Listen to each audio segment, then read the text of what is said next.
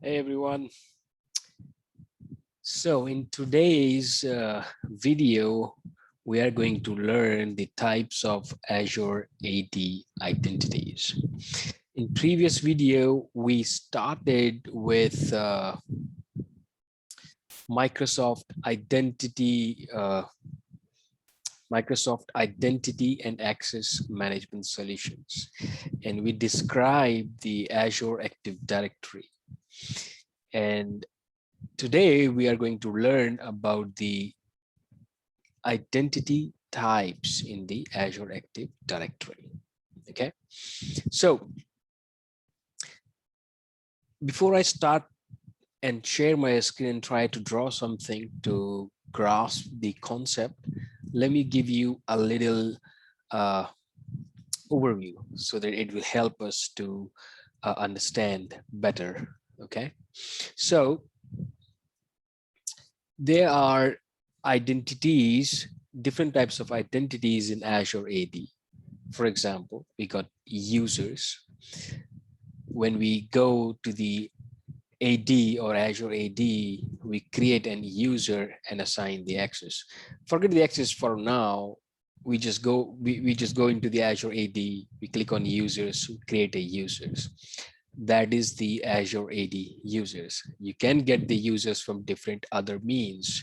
For example, if you sync your on-prem AD, you'll get the Windows AD users, right? And if you send an invite to the business, to the other business or your partner business, so you would have a kind of guest, not the kind of, you would exactly have the guest user. Okay. Now that's the very first identity as an user identity. You do have service principal, which is another kind of identity. Service principal is a security identity. When we create a service principal, we go to the Azure AD, we register our app, and we get the information like application ID, object ID, tenant ID, and secret.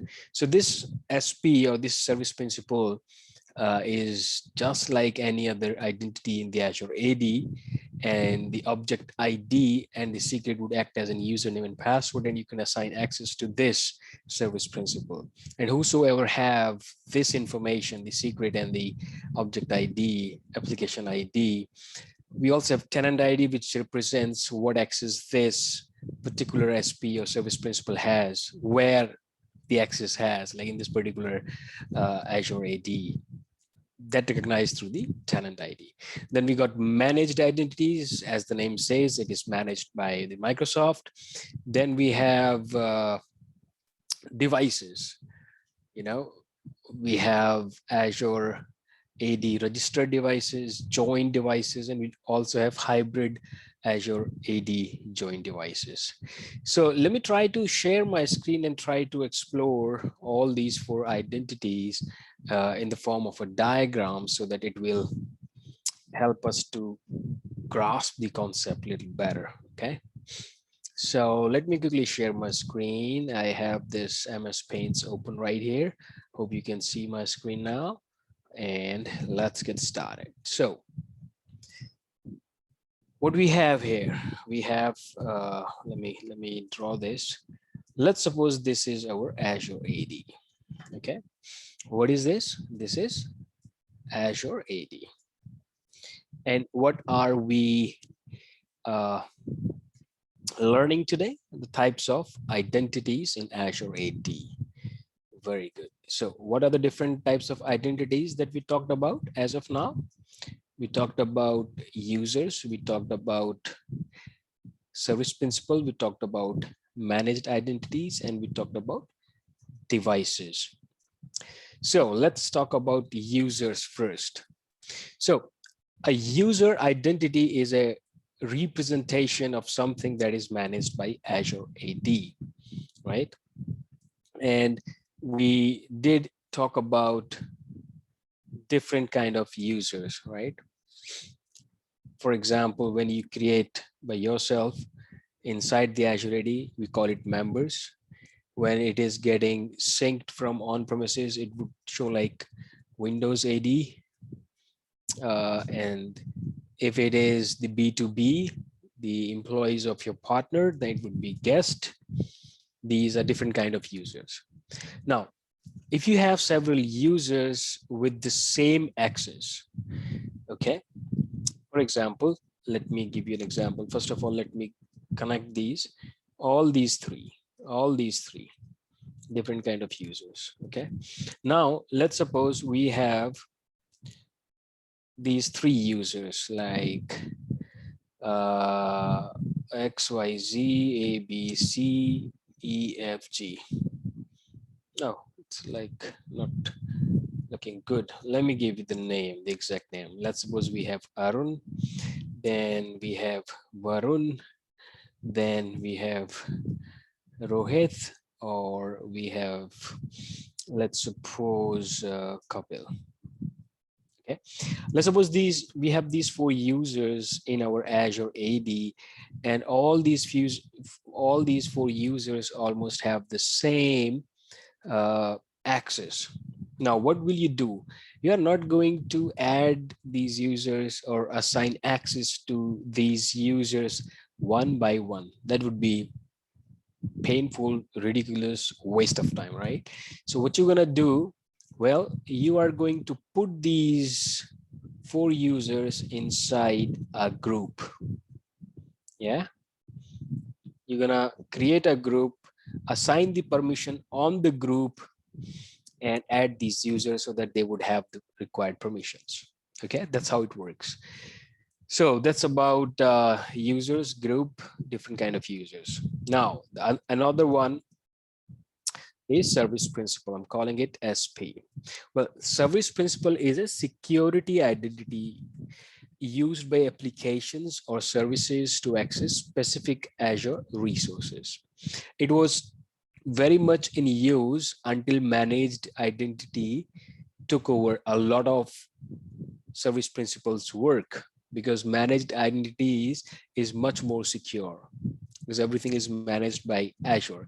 In service principal, we still have the username and password as an object ID and the secret. Okay, so you can think of it as an identity for an application.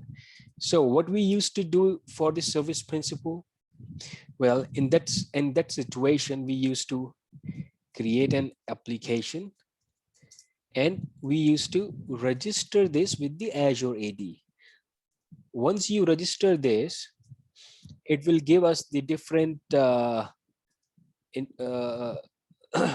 information like object ID. Once it get registered, app ID, tenant is already there, but it shows where this SP has the access, and the secret, where we can also configure the expiration. All right. Now,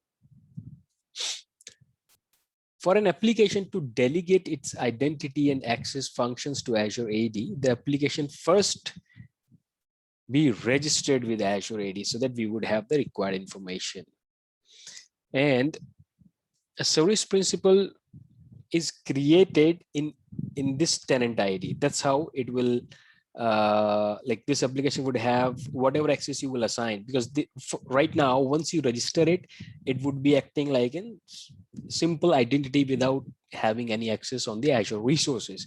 You assign access to this application, maybe contributor, let's suppose. So where this contributor is lying in this tenant ID. Okay, so that's what the service principal is. And the very good example of this is if you have worked on service principal with the help of Terraform, we create a service principal for the Terraform and provide that information as an environmental variables in Terraform, and whatever access your service principal has, your Terraform can do only those things, right? Very good. Now let's jump on managed identities. Nowadays, everything is handled with the help of managed identities. And as the name says, it is automatically managed by Azure. Well, managed identities are typically used to manage the credentials for authenticating a cloud application with an Azure services. For example, you assign an identity to the virtual machine, all right, and that virtual machine can access the Azure Key Vault. For example, let me try to show you. This is the virtual machine, okay, and at the back end, let's suppose this is the, I don't have a sign for the database, that's okay. Let's suppose this is the database and some application is running here, okay, and we have the key vault here, okay. This is the key vault. Now, what earlier used to happen, we provide the information of this DB in this VM where the application is running in connection string so that this can talk to this DB, right? That's simple. We all know about this. Now, what happened? This is not very secure because it's available for anyone who has the access to the VM. He can see the DB, the IP, the password, the username, things like that. So now what we did, we assigned the identity to this VM, and that identity has the access on this key vault to grab those credentials and access the DB. Okay, so that's how the managed identity helps us to make it more secure because it is managed by Azure, so things are not visible and you can assign it to user and to an object or the resource. So what I mean by that, I meant we have two types of managed identities, a system assigned and the user assigned. Okay, so let's check system assigned and user assigned identities. So what I said, system assigned. Okay, click here. I think I should come here and then do it. This is a very important topic. Managed identities. We got two types of managed identities here. One is system assigned and another one is user assigned. Okay, so whenever you go and try to assign managed identity to any of the Azure resource, you would have these two options. As the name says, system assigned is all about assigning the identities to that particular system, but user assigned means there is an user, or you can say standalone Azure resource as an user, or you can say Azure AD will manage that user as a standalone Azure resource, and you can apply access to that user. Okay, but for system, the imaginary user or the user is that particular resource. Okay, so what is the difference between these two? Well, we need to understand that. And before we go ahead and talk about the differences, let's try to understand this. System assigned, as the name says, we are assigning identities to that particular system, for example, VM. And if we say user assigned, that means Azure AD would have an Azure resource as a user and standalone Azure resource, and you are assigning access to that particular resource as a user. So what that means the access assigned to that user can also be assigned to, like, that user can also be assigned to other Azure resources, just like any other resource, right? So let's go ahead and try to see what is the difference between these two. Okay, so system assigned, this is assigned on a system like a VM. Okay, and once the VM is deleted, that identity has gone. So it shared the life cycle of that system or Azure resource on which it is assigned. Since this is assigned directly on the resource, so it cannot be shared because it's not an user It's a system. You assign the access on the system, not on the users, that you can assign access to different other resources. Okay. Now, what is the most common use case? Well, workloads that are contained within a single Azure resource, workloads for which you need independent identities, such as an app that runs on a single virtual machine. Like this case, you only want to give VM that identity so that only VM has the access to access the DB. If you assign user identity to this VM, that user may have the shared access on some other VM as well. And that VM would have the access to the DB because this user has the access or permissions attached to it, right? So that would be the use case for system assign. Now, let's see similarity as compared to use assign. Assigned system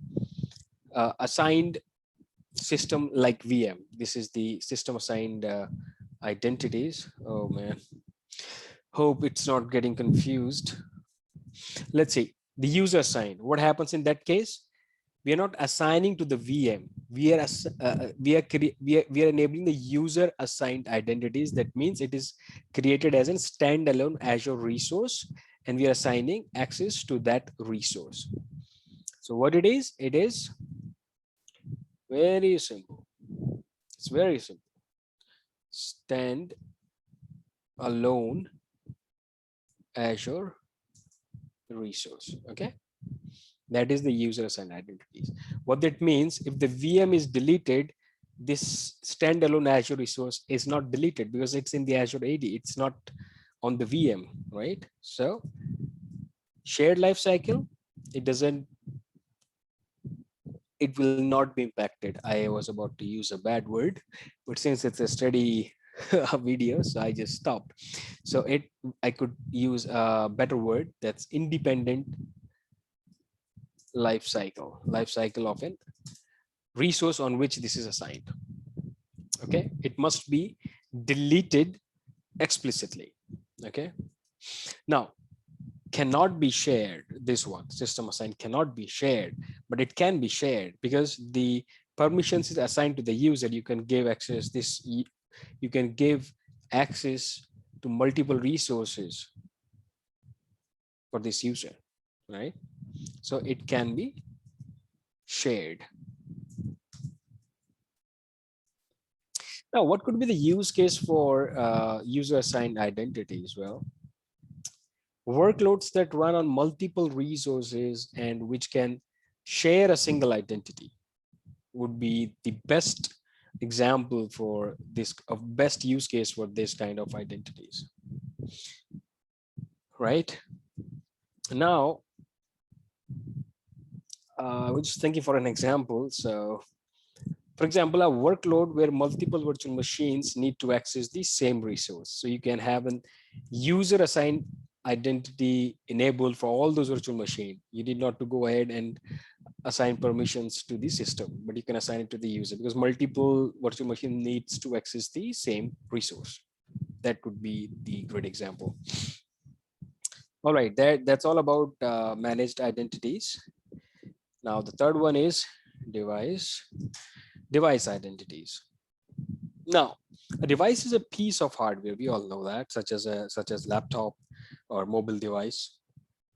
And device identities can be set up in a different ways in Azure AD, which determine properties such as who owns the device. And managing devices in an Azure AD allows an organization to protect its assets by using tools such as Microsoft Intune to ensure standards for security and compliance. If you're working for one of such organizations like I am, my mobile phone has all those compliance and security through Microsoft Intune. Okay, so you must be familiar about this thing. Anyways, if you're not, just stick with me. We'll explore each and everything in upcoming videos. But for now, security and compliance fundamental, this is more than enough. So Intune is the MDM, that means mobile device management, and helps us to manage the devices. And what are the different kind of devices we can have in Azure AD? Let's check that out. We can have Azure AD registered, we can have Azure AD joined, and we can have hybrid Azure AD joined. These three kind of. Now, Azure AD registered can be a mobile phone like Android or Windows 10 or Mac OS devices. These are generally personal devices or individual owned devices, not by the organization. And they are registered to the Azure AD so that the basic compliance security could be managed through the Microsoft Intune. Then we have Azure AD joined devices, which exist only in the cloud. Azure AD joined devices are owned by organization and signed in with organization Azure AD account. That's why it's Azure AD joined, and these are registered. Okay. Now users sign into their devices with their Azure AD or synced Active Directory work or school accounts. That's how they can sign into these joined devices. Now, hybrid Azure AD joined devices. As the name says hybrid, you have pretty good idea what it means. Well, it means somewhere on-premises are involved, or the Windows Active Directory or Active Directory domain services are involved, and you are not wrong. That is correct. So hybrid Azure AD joined devices can be Windows 7, 8.1 or 10, or server, I think 2012 or more. And devices that are hybrid Azure AD joined are owned by organizations. So this is owned by organization. This is owned by organization. These are personal devices. The only thing is these are only cloud, and these are hybrid, on-premise involved. Okay. So they exist in the cloud and on-premises both. And I should write down Intune, which is a magic word for MDM.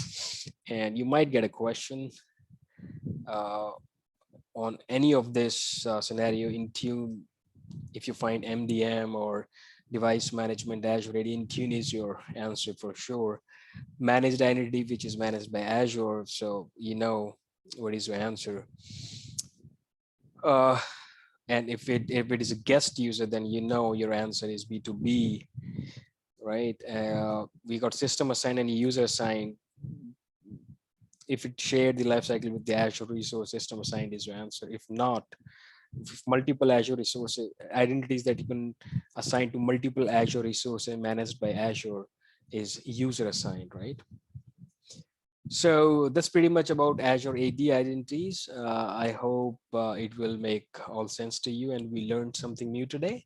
So let's meet in another video. Till then, take care and goodbye.